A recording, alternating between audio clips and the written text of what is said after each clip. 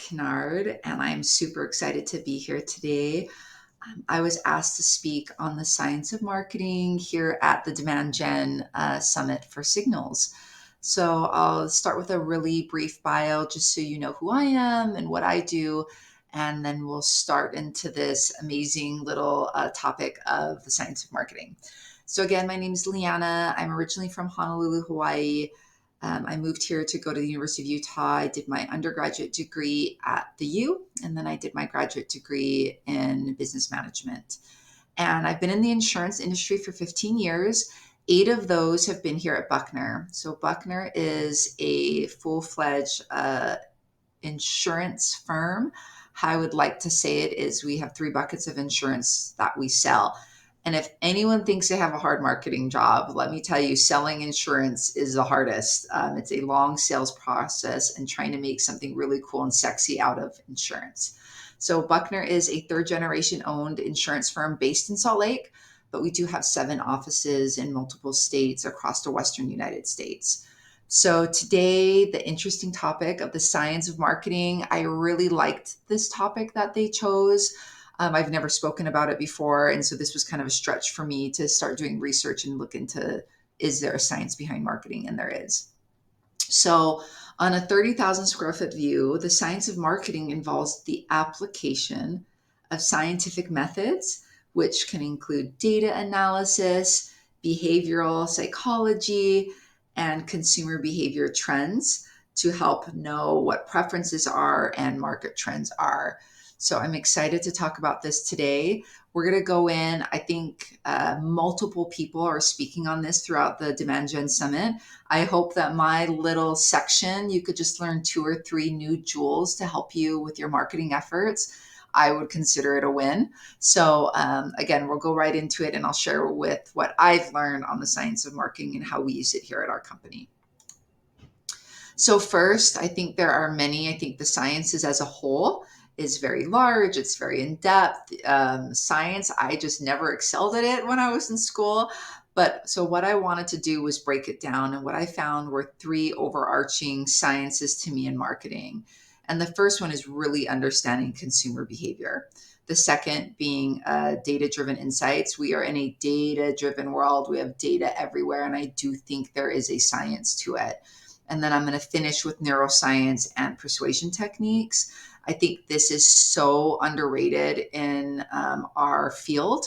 As I have been studying and I've watched a couple speeches and read some articles on neuroscience, I was just blown away at just the littlest subtle things that we could be implementing as marketers and sales advisors, I guess, that will help persuade our prospects or consumers into our product or service. So I hope that we join me on this journey today. And like I said, I'm not an expert on this. I've done marketing for a lot of years and hope that that we both and we all learn something from this today.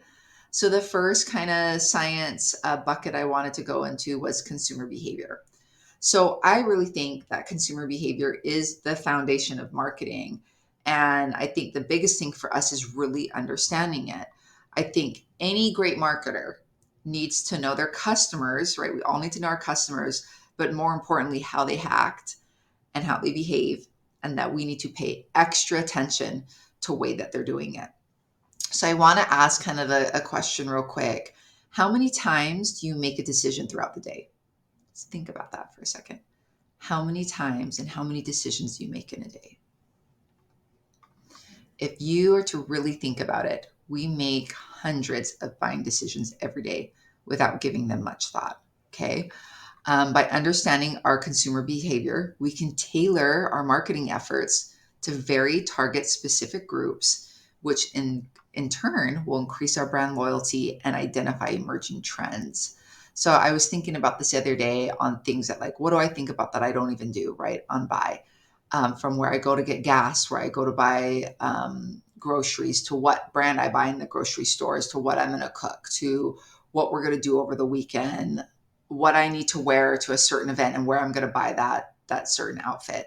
So I think consumer behavior at the foundation of this, there is a science behind it. And I want to share kind of what I think are 3 pivotal areas. Now, Again, I'm not a psychologist, but I kind of went in and found three off some of the readings I did, three different areas that I really liked as far as consumer behavior. So again, it's understanding why and then analyzing what are their motivations. What are their motivations and preferences to make a decision? So, although there is a very complex interplay of sociological, psychological, and patterns, with all those three coming together, it does dictate how we select, purchase, use, and dispose of goods and services. So, I want to focus on this left quadrant real quick. Sociological consumers' behavior, that is influence of culture norms, societal values, group dynamics, and really shaping preferences into their purchasing decisions. So I'm trying to think of like real life examples for this. And I even think too with this huge women's movement that has happened over the last few years, that women are more empowered. You're seeing women own more businesses, people being encouraged to work with women owned business. Again, what are those societal values that are coming in to affect what we do as marketers, and how do we pitch, promote, and sell that?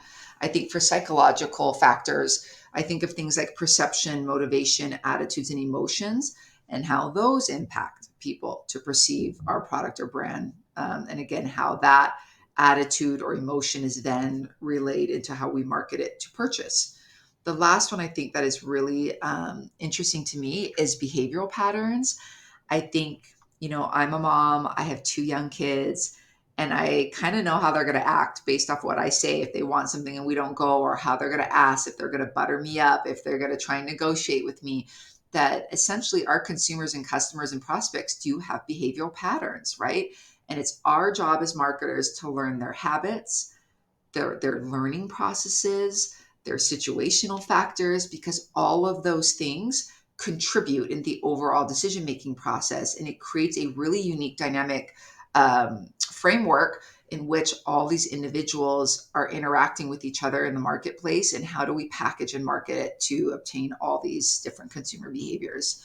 So really understanding that there is a multifaceted approach, and that can influence, is crucial for us just as marketing people to really understand on a 30,000 square foot views that there are certain areas of consumer behavior that will affect how we market and we talk to our end client. The second bucket that, again, is science, I think, is data. We have so much data. There is data everywhere. All of us are using multiple software platforms to really look at our data analytics, look into the research that we're finding, and really gaining those insights to their buying habits, what they prefer, their trends. And again, it is our job to take that information and make sense of it, right? How do we craft personalization and targeted marketing campaigns by not only their consumer behavior, but by the data that we're given? So again, this is super important as it will shape the view of our customers and how we segment things. And I do think there is a science behind it. So I kind of went into three different buckets within data-driven insights. And I wanted to start, this might sound so cheesy, but some physics. In Newton's third law, it states to every action, there is always an equal reaction. And I think with data and the technology that we're using, when we send certain things, there is a reaction to it. When we advertise, if we're measuring it correctly, people are either loving it or they're hating it or they're questioning it. I do think to every marketing action that we put out there, there is an equal reaction from our consumers. But are we paying attention to it? Are we paying attention to their reactions to our marketing campaigns? So you hear the saying all the time, data is king. I would like to really kind of focus in on three different areas of the data. First is personalization and targeting. All of our onset data really is giving us valuable information for us to then to segment. We can look at different things like their demographics, behaviors, and preferences. But again, one of these golden nuggets of data, I think sometimes, let me rewind for a second. I think sometimes we're looking at quantity. We're looking at open rate, forward rates, engagement time, and a lot of these things are quantitative, but I do think that one of these jewels with science is, can we close that gap by being personal and targeting our consumers to influence them specifically instead of a whole? Okay, the second little bucket under data-driven insights that I really liked was identifying trends and patterns in large data set.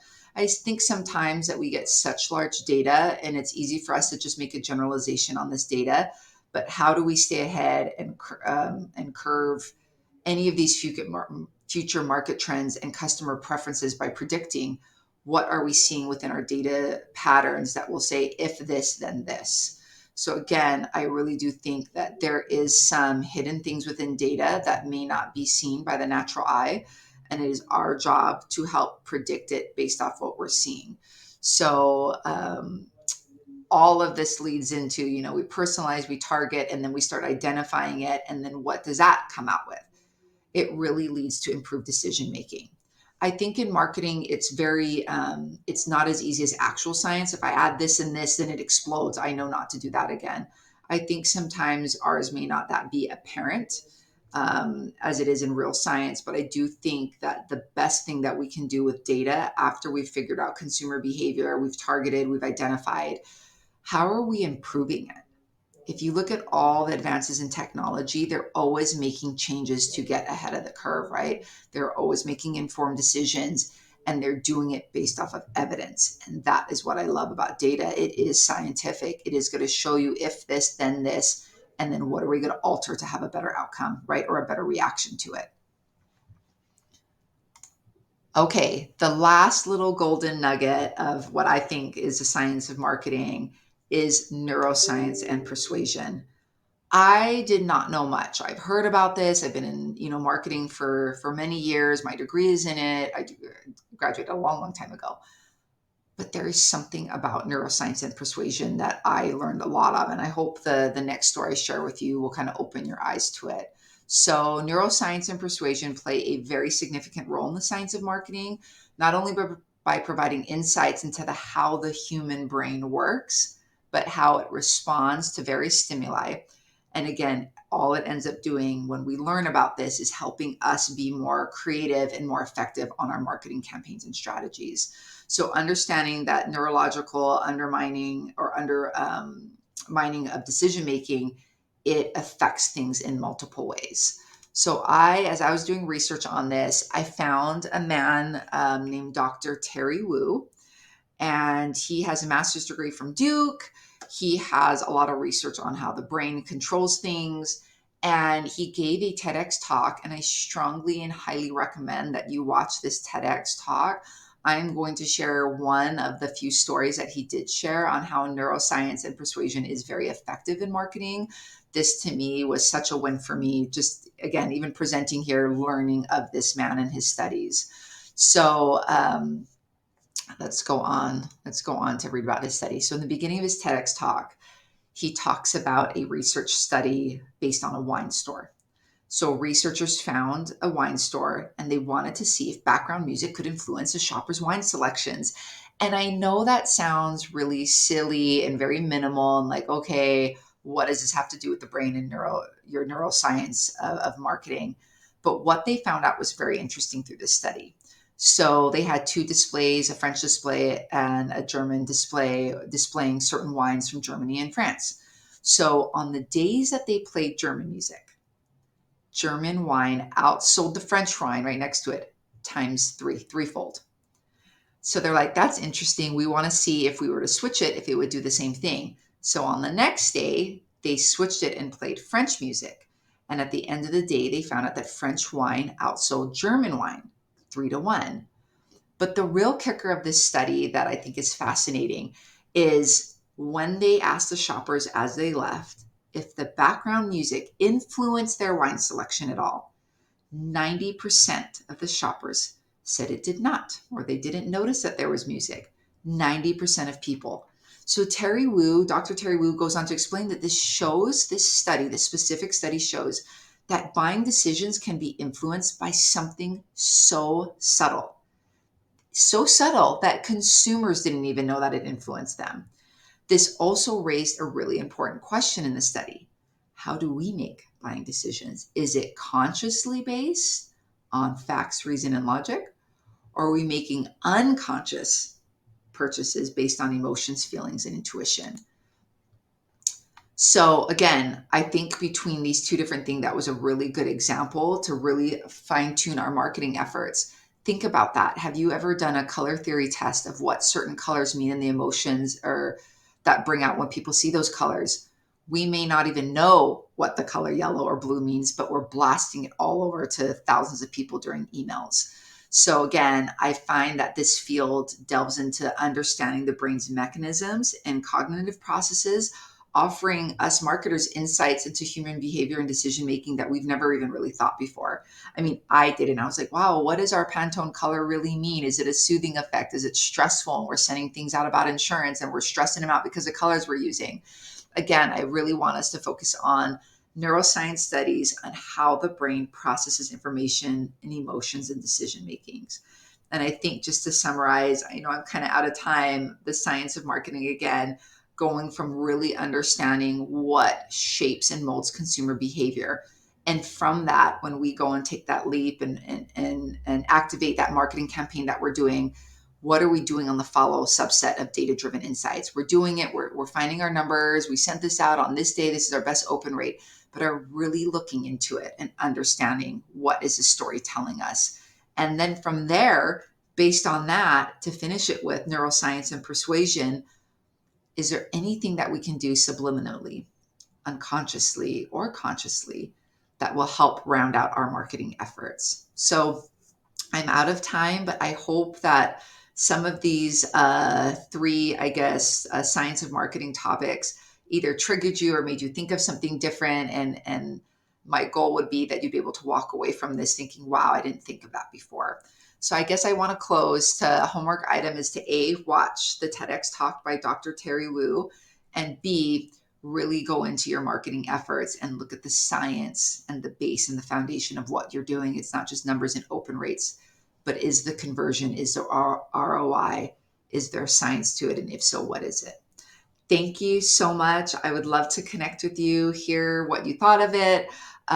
Here is my QR code for my LinkedIn, and I wish you the best in all of your science of marketing efforts. We'll see you.